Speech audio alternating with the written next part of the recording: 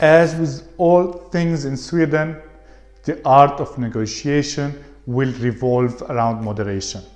Remember that the goal is always to find a middle ground.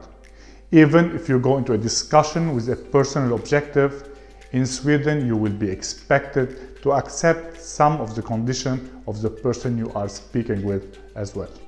For example, if you are negotiating for a salary increase, it may be reasonable to expect a raise of some kind.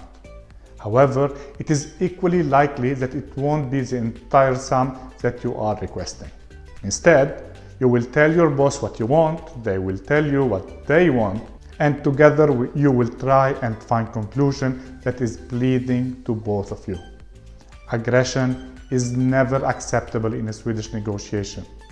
While taking the bull by the horn may be acceptable in your culture, in Sweden an aggressive attitude will be very off-putting. Not only it will end the discussion, but it will also probably hurt your reputation. Swedes value adherence to deadlines as much as they do respectful negotiation. In many work cultures, there is a big emphasis on maintaining a high level of output. In Sweden, this is not necessarily the case. For example, if you tell your Swedish boss that you will have an assignment completed by Wednesday and deliver it as scheduled, there will be no problem. However, if you tell them that you will have it on Monday and turn it in on Wednesday instead, you will be considered unreliable. Lastly, we should take a moment to reflect on the Swedish concept of utvecklingssamtal. Utvecklingssamtal is an annual meeting in which you discuss your work with your employer.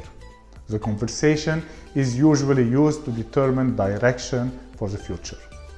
The meeting might reflect on your performance, training needs, and other concerns that arise around the typical office.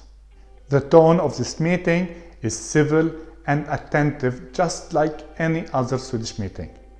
By understanding your employer's expectations for negotiations, as well as general performance, you will have a much easier time fitting in at work.